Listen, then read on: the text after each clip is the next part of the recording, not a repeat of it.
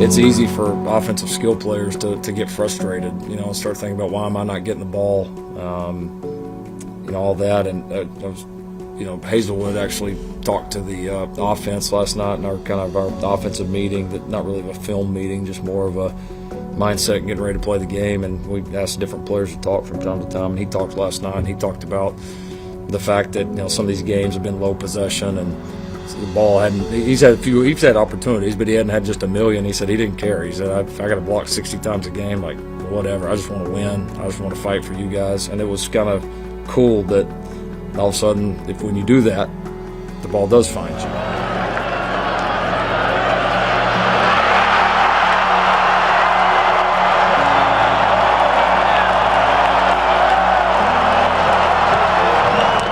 You do make plays, and you're ready because your mindset's in it. And that's part of playing. That's part of being a skilled player in college football.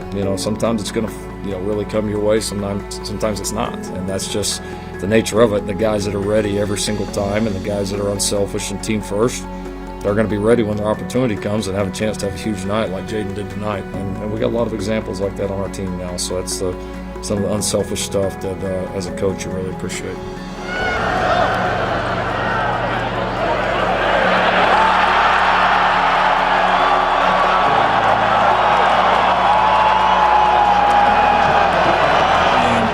Every week and work and just prepare for anything. I mean, I didn't know I was going to have a game that I had Saturday. I mean, I just executed my job, and everybody else around me did as well. So it just looks like I did everything, but really it was just everybody doing their job and being in sync.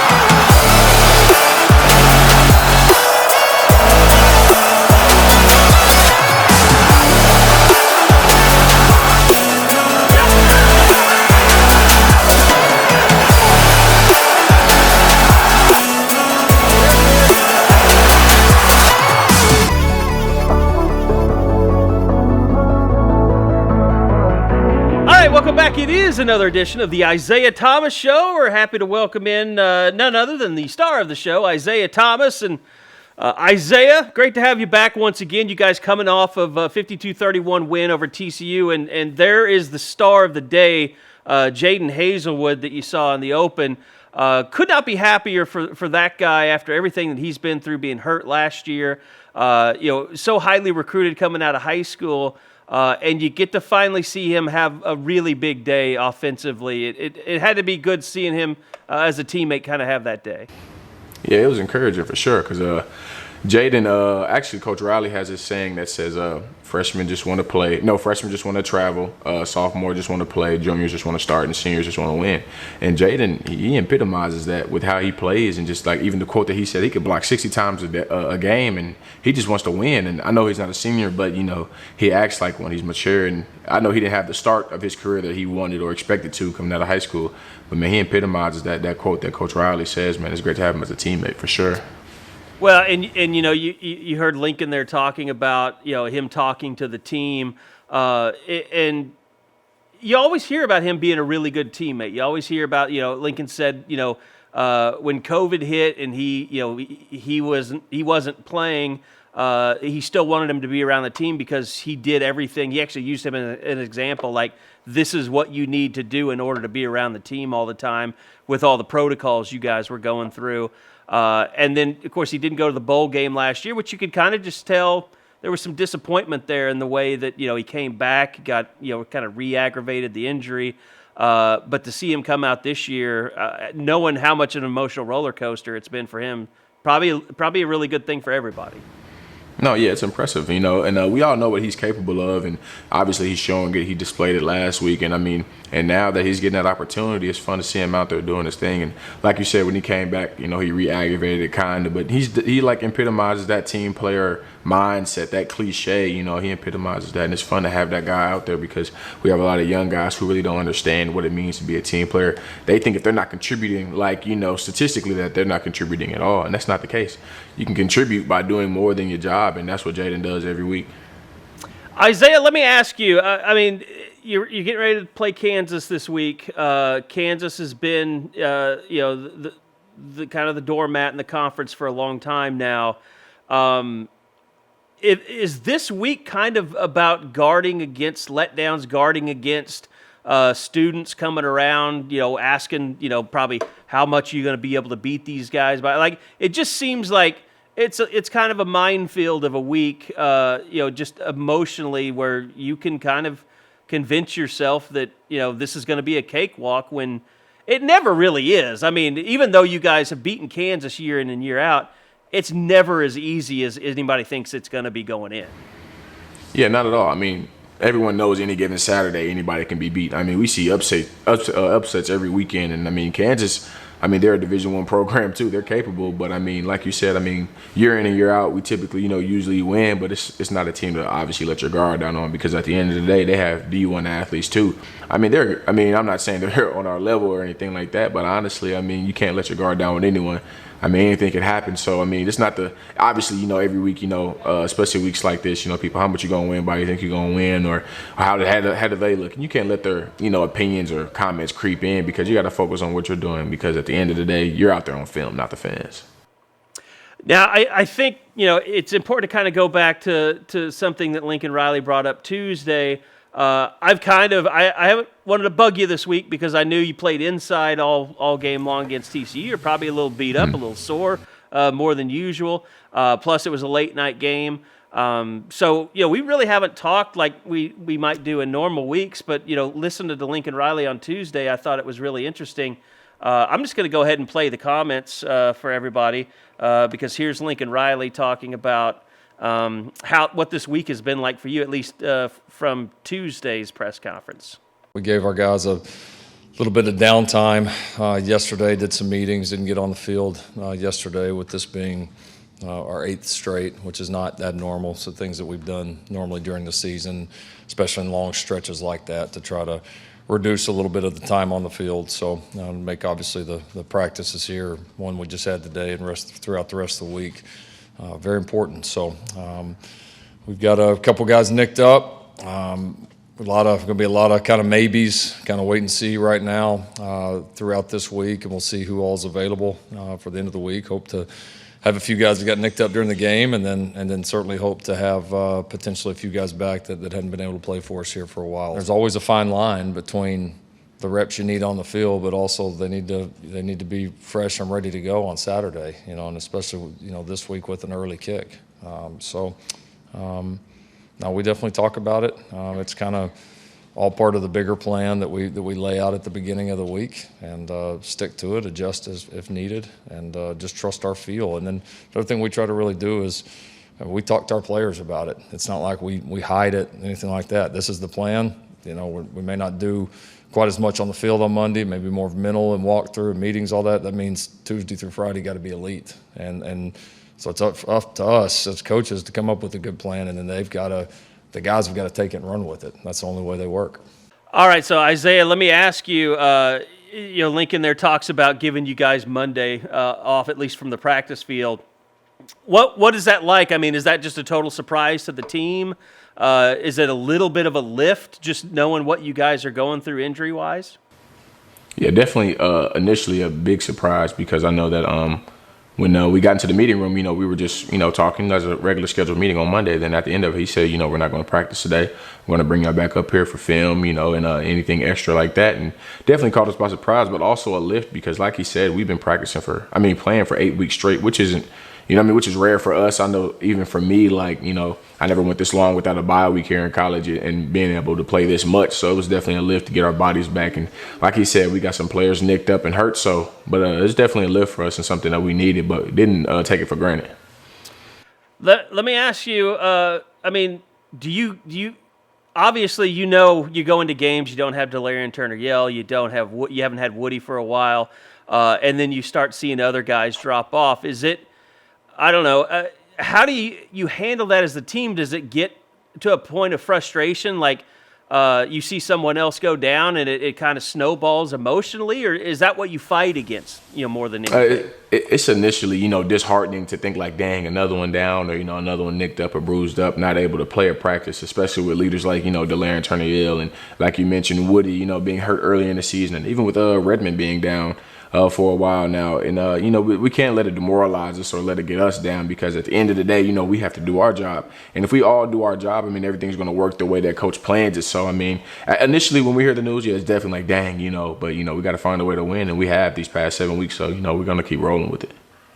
What, just in terms of, how the team has handled it, you get that Monday off, and Lincoln had said it there, that he gave you that day off, but he also expects kind of that Tuesday, Wednesday return.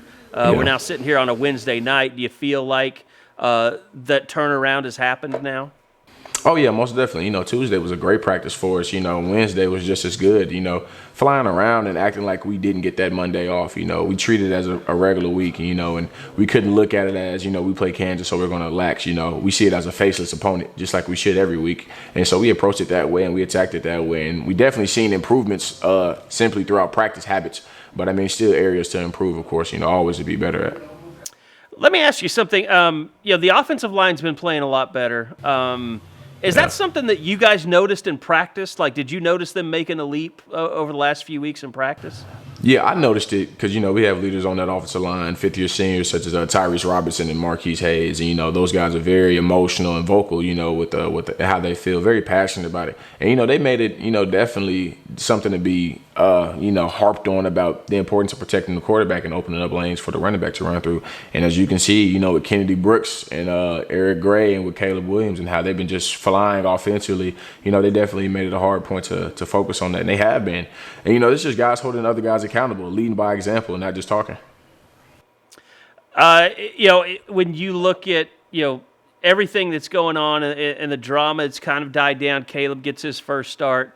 What did you think about, just kind of the crowd's reaction? I'm sure you probably heard, I don't know, I can't even remember. I don't think you guys are yet on the field when the starting lineups are made. Yeah, you're not. So, I don't know, could you hear that from the locker room and kind of think like, okay, what's going on out there? Yeah, I did initially think what was going on because, we were, like, the captains come out before the rest of the team does. So we're, like, at the door ready to come out, and we just hear a roar come from the crowd. It's always fun to see our fans supporting us or whatever like that. But, it's just always nice to see them having that same support when we're not doing as good, Just like, they'll lift you up when you're up, but, when you're down, it feels like they'll just leave you there. So, but it's fun. Obviously, we love them, and they're always there for us, but, we just want them to be there for us when we need them and also when we're at the top. I kind of compared it to, like, I don't remember an ovation that big in pregame since maybe CeeDee Lamb was playing. Kyler Murray and Baker got that, and CeeDee Lamb got it. But once again, it just kind of shows you. I don't know, do you notice, like, I've gone to a couple of concerts since kind of the world's gotten back a little bit closer to normal. And it's like the crowds are always intense. And it's like, I remember I was down in Dallas at a concert and I was like, I've never been to one of these concerts like this. Like the crowd was just insane. Like, do you notice the intensity with the crowds, like being more than usual now that you guys are back with full stadiums? Oh, yeah, definitely noticed it. And I compare it to I've been to a concert before prior to COVID. It was a Lil Uzi concert, man. He's a very animated musical artist. And I kind of compare it to that as well. Crowd is very intense, passionate, animated, For example, everyone knows that the OU Texas game. Oh, my God, it was electrifying. Crazy. It was like a movie, like something that couldn't be scripted, And just even being in our home stadium, when we come out the tunnel or that initial kickoff, it's a different feeling, especially not being able to feel that feeling last year. You mentioned being out there for the coin toss. Spencer, still a team captain, obviously. Mm-hmm. What are the veterans like you? What's the message that you want him to understand? The kind of the support that you want to give to him with everything that he's gone through the last couple of weeks. No, yeah, definitely that everyone's story isn't written the same, and everyone's story doesn't come out the way that they thought it was going to be. I know for sure mine didn't. And I mean, I kind of compare it to Jalen Hurts, when he was going through what he was going through. And I mean, he still made the most of it and prevailed, and now he's a starting quarterback for the Philadelphia Eagles. And I mean, he's doing a darn good job. And I mean, Spencer, there's still light at the end of that tunnel. Look at it as the glass is half full, not half empty. And just be yourself. Don't be what everyone wants you to be. And I take, I say that because I know how he can feel. I haven't been on that stage or that attention that he has, but I mean, just emotionally, I know how that can be. So that's the advice I would give him if I were to see him now. Let me ask you, Lincoln Riley was asked about the defense and secondary, obviously, down a lot of bodies. They've kind of been under fire over the last couple of weeks. Tackling, I think, was something that was brought up quite a bit, and Lincoln kind of said it's not so much about missed tackles, it's about being out of position. But he also really kind of put it on you guys on the defensive line to play better. And I would assume you guys are built to handle that. You're built to handle, carrying the team on your shoulders. You've done it for most of the year. What was that? Has that been a challenge from Lincoln, from Calvin Thibodeau, from Jamar Cain? Has that been a refrain throughout the coaching staff for you guys this week? 100%. Yeah, and it's strongly evident that they want us to, do better. And it's not something that we see as pressure. And like I say, pressure is a privilege because it just means that you have goals, opportunities, and expectations that other people don't have.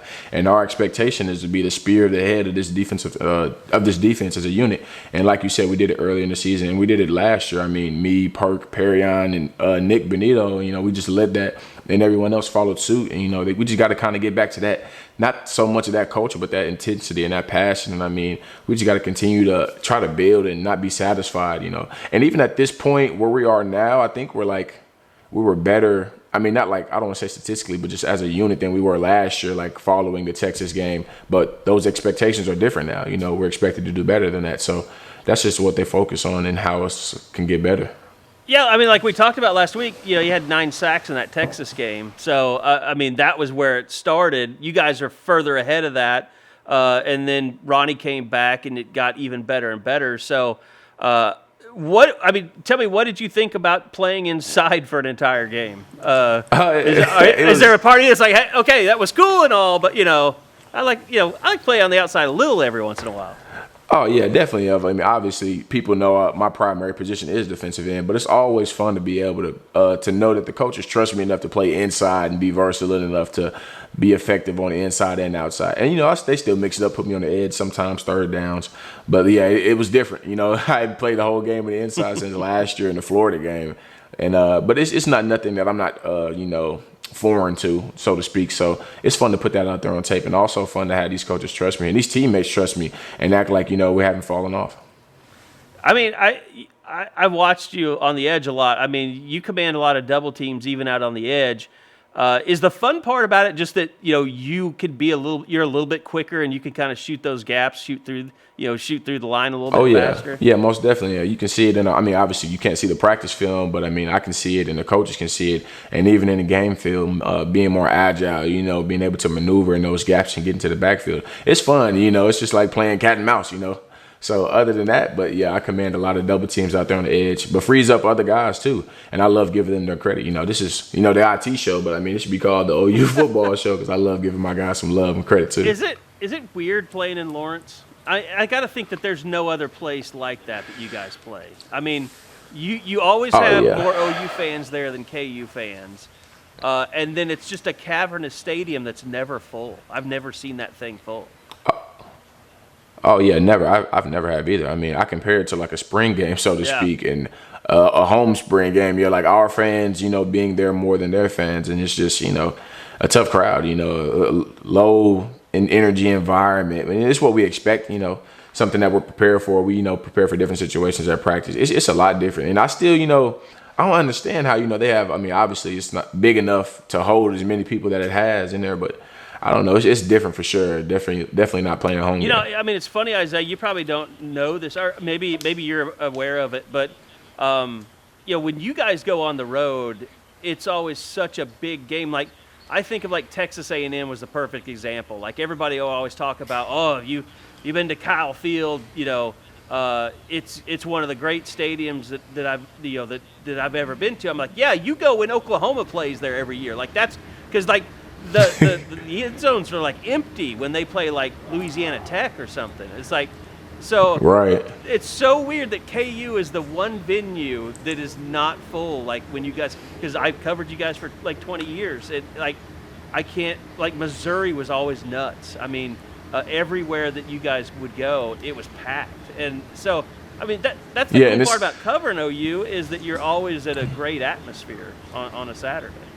Yeah, and it's tough to pinpoint exactly why. You know, I mean, obviously their football program isn't the best or what they expected or wanted to be at, but it's tough to pinpoint it on the players because, I mean, those same players could come over here and they could obviously, you know, be capable of playing positions that they're at. Can't blame it on the coaches because they've had great coach like Les Miles. I mean, he's coached very good teams. So, I mean, it's tough to pinpoint it. I mean, I don't know if it's a culture thing or just a historic thing, but I mean, it's just something that they have, you know, stuck to them until it changes anytime. Yeah, I think we all know if you win, people will show up, and you just got to do that consistently. Oh yeah, yeah. They got to get there. Isaiah, let me ask you. You know, I wanted to ask you. We always like going kind of off topic, and I don't know. I think even guys on the staff were asking me about you in school and stuff like that. I know we've talked about it before, but you are graduated. What is school like for you? You're working on your master's, but is it kind of fun to be in graduate school compared to undergrad, or were those was that last couple of semesters kind of easier as an undergrad? The last couple semesters were definitely easier as an undergrad. I'm not saying, you know, now it's hard on me because it's not too bad at all, actually. And it's just, you know, definitely more lax, you know, knowing that you can focus more on football, so to speak, just now that you graduated. And the coaches said, like, you've earned it, so, I mean, why not take advantage of it? And just the things I've been learning. Like, one of the things I've been learning more about is the Julius Jones case, which is I'm pretty sure many people in Oklahoma are familiar about. You know, I can't remember if I touched on it earlier in the earlier episodes, but, you know, just a man wrongly convicted of a murder that he didn't do in the late 90s, I believe 1999. You know, it's just something that's really impacted me, you know, being from Oklahoma, you know, being able to be on a Zoom call with Irv and, you know, Scott Budnick, producer of a couple big time films, and Kim Kardashian, if people didn't know that. But it's just fun being involved. I know they seen Jeremiah Hall, Kennedy Brooks, you know, they walked out on some off the bus with a Justice for Julius shirt. And it's just something we're passionate about and something I've learned more about, and I'm deeply passionate about. I love that I get to be involved in trying to find a way to, you know, have some justice. So school's definitely, you know, impacted me deeply with different connections I've made and things I've learned about. Now, Irv, if people don't know, he for a long time he was James Harden's personal shooting coach. Works with a lot of athletes. He is a Florida State fan, though, so watch out. You know, I actually had to get him tickets. Talked when about Florida that. State came like back in, what was that, 2010 or something like that. So I've known Irv for a long time. Really good dude. How much did Kim Kardashian really say during the Zoom call? You said, what did she say? How much did she actually talk or participate? She actually participated a lot. I know, like, you know, we introduced ourselves, you know, we all went around, and Kim Kardashian did. And once she did, I was like, you know, me and a couple of the team captains, we were like, wow, like that's really her, you know. Then as it went on, she like put in input. Then she like just took over and like was talking for like 10, 15 minutes straight, just of what she's done, how she came down here, talked to him in person, what they're going to do, what they're going to continue to do. And she was just really just open. She was asking us questions. She, you know, and called us by first name, like, how do you feel, or where are you from, and how is this? I mean, it was great. Like, it was, I mean, she's not like the diva that people will probably think she is. She's real passionate about the thing that she does, and she takes a deep pride in it. So what is the goal coming out of that? I mean, obviously you're spreading awareness with, you know, Kennedy and Jeremiah, you know, wearing the T-shirts, but is there you know, a place or research or something that people, I mean, I've heard about this for a long time. You and I talked about it not long ago. And it's kind of like on the cusp of being a mainstream thing. And if you read the newspaper, you'll see, you know, in terms of how the governor's handling it and you know, stay of executions and all this stuff. But I don't think anybody really dove a lot. I don't think the majority of people have really dove into what is going on here, what has happened in this case, because I think you just hear that a lot of people really believe that this is a man that was wrongfully convicted. But what, yeah. I mean, how did you kind of go about to learn more, and how would you recommend people go about to find out more and just read up on what's going on with this case? Well, definitely a way that I think, and I know people can get involved, is definitely like spreading awareness, on Instagram or logging on to justiceforjulius.org or .com, I believe, and, just reading more about it. People always say knowledge is power, but I think applied knowledge is power. And when you spread the knowledge that you have, it becomes impactful. And once enough people, once something becomes a trend, or once enough people feel a certain way, it'll become a public thing and shine more light on it, and it'll get deeper into investigation. And I think, there's a petition out there too, I believe, if it's still out there, to be signed. And the ultimate goal is to obviously get him exonerated. I know in several weeks, if it doesn't get approved or passed, he'll be put to death. And I can't remember the date exactly, but man, it's disheartening to hear about, especially when you know the facts and know the story, and are close, or get to know the people that are close to the case. And it's something I'm passionate about, especially, being an Oklahoma kid, knowing about it. And, I believe that, I believe Irv even went to school with him, but I know he knows him personally. So it's definitely, he wears his heart on his sleeve when he talks about that. So it's definitely something that I encourage people strongly to get involved in. Yeah, I know Irv's a Midwest City guy. I think, I want to say like his father is a preacher, has a church, maybe in Midwest City. Yeah, something like that, right, yeah. Isaiah, I can't imagine kind of what it's like playing this much football and having these guys falling off around you, but I'm sure everyone is hoping that people continue to get healthier as you go along. You get more bodies back, and obviously it's everybody excited about the offense, the way it's going. I'm sorry that it now puts the defense as you're not the favorite son anymore. That's like how that works, I guess. Man, when it comes to that, I know like initially when the season started, people were praising us for, holding teams. I think it was like under 20 points for several games, and, the offense was getting a kind of, a bash session. But now, the tables are turned, and it's kind of like feeling like we're the stepchild now.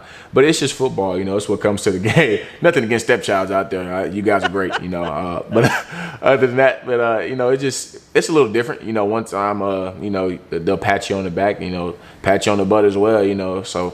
Nothing that we're fazed about, just something that we take personal within our own walls of this team. So just something that we got to take to heart and, get on the level of the offense now. I actually think about that a lot, like how you can't, use stepchild as a bad thing anymore, because that's like through generations. It's like you can't even go with the ginger portion of that anymore. So like you get cancer, right? It's bad. Like no, but I want to wish you guys, you the best of luck this weekend. Hope I don't even want to hint at like staying healthy, stuff like that. Like I don't want to put that juju out in the world. Like it's just bad juju. I don't want to. That. So, it's always great, and looking forward to kind of when things kind of calm down a little bit, and you guys can get that bye week, and we can start talking about this big November stretch. But let me ask you just real quick before we go. Obviously, it's pretty neat thing to say that you're one of only 2 undefeated Power 5 teams right now, especially with everything that you guys have been through. Can that be? I know people always say, well, don't pay attention to the rankings and all this, but knowing how the season has gone, it's not been what you wanted, and now with Caleb, the offense is playing better. Can that be a lift, knowing that, okay, we're not banking on this. We're not sitting around thinking about how high we're ranked all the time, but it's a hell of a lot better than being sitting there, 1-2 like you were a year ago and trying to fight your way back. And 7 games through the season, you might not be that far off from really, staking your claim to one of those, playoff positions. Yeah, and the coaches harp on that a lot. And, as much as people may think coach gets on our tails and stuff like that and how upset he is or disappointed he is, they always finish it with, at the end of the day, we're 7-0. We're better than we were last year overall-wise. We're not so focused on the rankings, obviously, because they said if we're undefeated, everything will take care of itself, which is true. I mean, everything plays out. I mean, I think we fall into as far as 5 or 6 this year. But, I mean, if you just keep winning games, everything will take care of itself. So, I mean, that's what's encouraging about it. The good thing is there won't be any Kansas fans to chant FOU like the K-State fans did when you went there.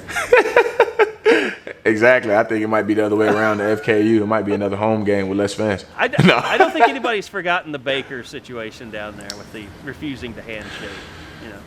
Man, I appreciate it. We'll talk to you again next week, and who knows? Maybe we'll have some surprises thrown in there here. Oh my God! Please stop. I'm not a Scream fan. I've watched. I think I've watched just about all of them, but I would be worried like walking out in public with that on, like, you know. It's like I have this. Oh yeah, I would I have be this too. theory like don't ever pretend to be a zombie, like because that freaks me out, and you might get shot in the head if you do that at my house.